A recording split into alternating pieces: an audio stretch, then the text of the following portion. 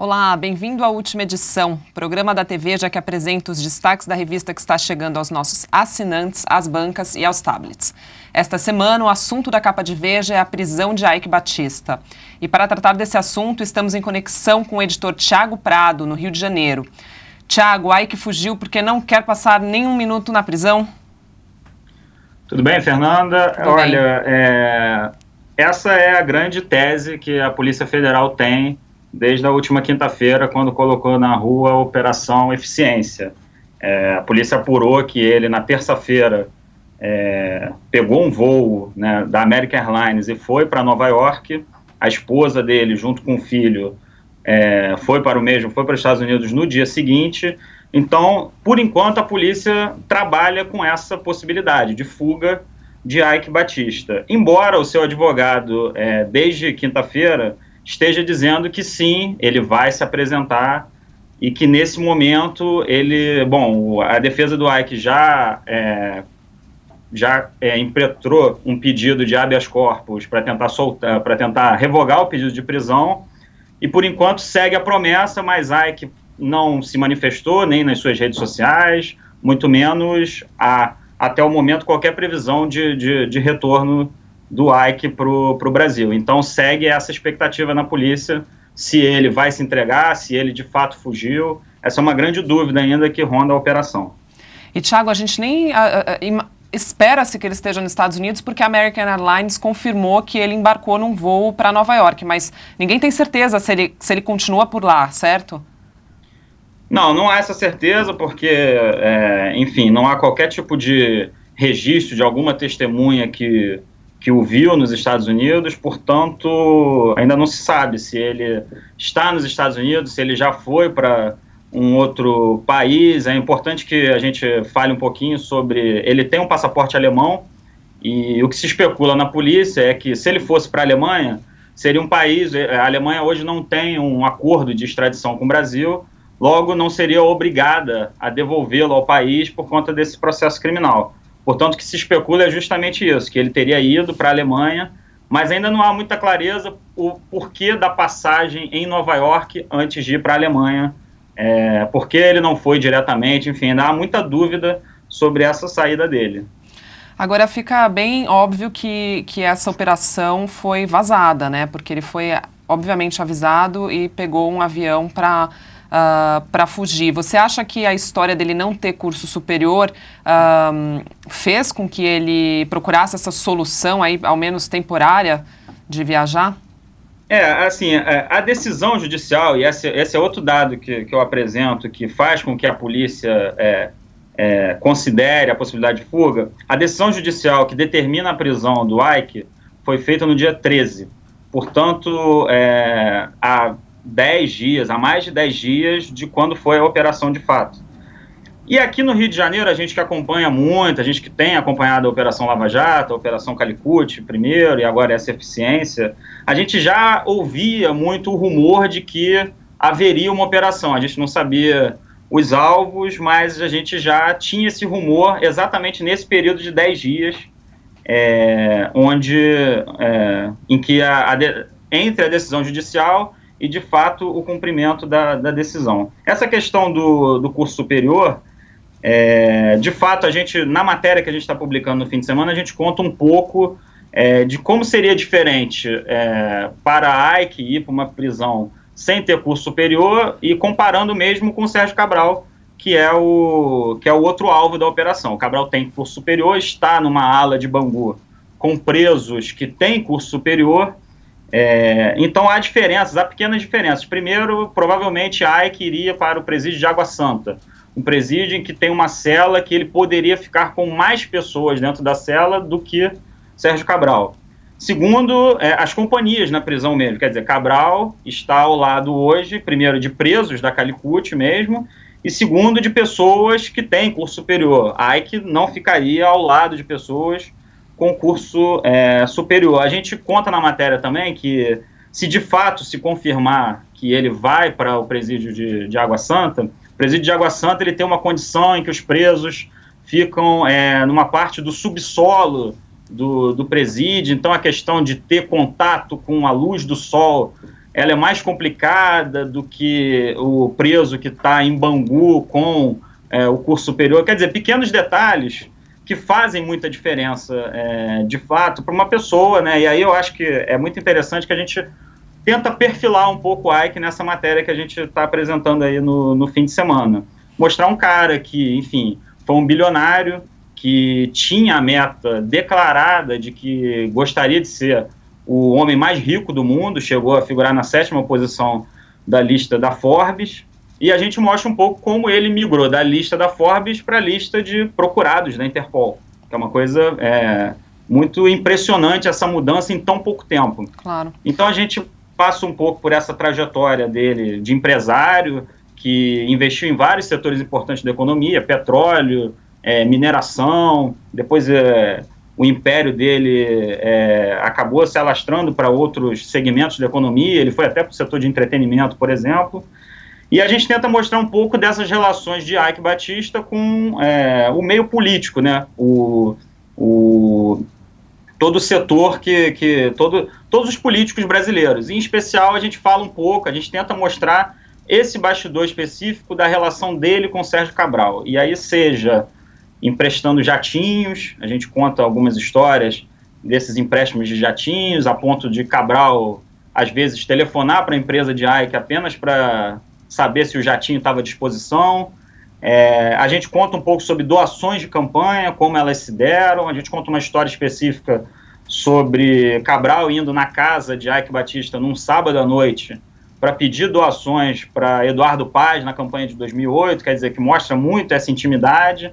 Claro. Um outro pedido de propina, na verdade, para o Eduardo Paz era doação, mas há um pedido declarado de propina que a gente conta um pouco na matéria, que é a questão de um pedido que Cabral faz em 2010 para Ike, de uma espécie de seguro que ele pede para uma espécie de poupança para o futuro, que casa um pouco justamente com o período em que Ike faz o contrato fictício para a compra de uma mina de ouro que é comprada que ele compra de doleiros ligados a Cabral, e é justamente esse depósito que foi encontrado pelos procuradores da Lava Jato aqui no Rio. Então a gente tenta mostrar um pouco essas relações nessa reportagem. Tiago, muito obrigada pela sua participação. Ao que tudo indica, a gente vai se falar nas próximas semanas ainda a respeito desse assunto, porque não termina por aí, né? Ainda tem um desdobramento importante para acontecer aí nos próximos dias. Então, obrigada, e a gente se fala em outras oportunidades, então. Tá bom, Fernanda. Obrigado. Um abraço. Um abraço. Tchau, tchau. Tchau, tchau. Bom, e aqui comigo em São Paulo, Jennifer, que tem uma matéria de 12 páginas essa semana na edição, Os Ecos do Ódio, uma matéria sobre haters. Jenny, conta um pouco pra gente primeiro o que são os haters e conta um pouquinho dessa reportagem, então. Pois é, né, os haters, acho que a maneira mais fácil talvez de entender é cada um pensar no seu próprio Facebook, comentários de caixa de comentários de notícias e aquela destilação, assim, né, de raiva e ódio e intolerância, e que eu acho que hoje em dia é muito difícil alguém não ter algum contato com isso em algum momento, Impossível. em alguma rede social.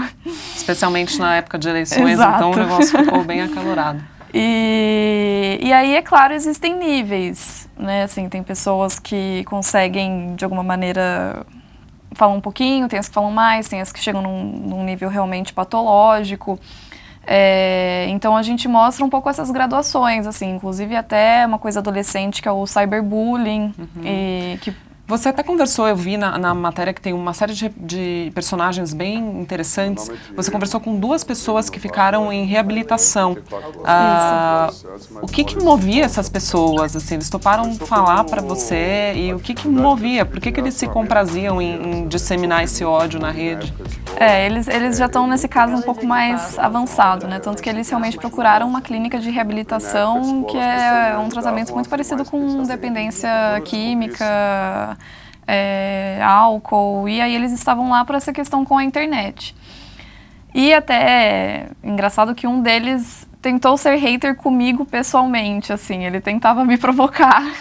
Jura? E ele me falou isso lá, falou, eu sinto prazer em ver a pessoa incomodada, eu sinto prazer em ver esse ódio. Mas o que ele te dizia, assim, pra te incomodar? Coisas falando sobre mulher, falando, mulher é muito fácil de manipular, mulher só quer atenção, mulher sabe, ele ia assim, quando eu tento seduzir uma mulher, coisas assim que...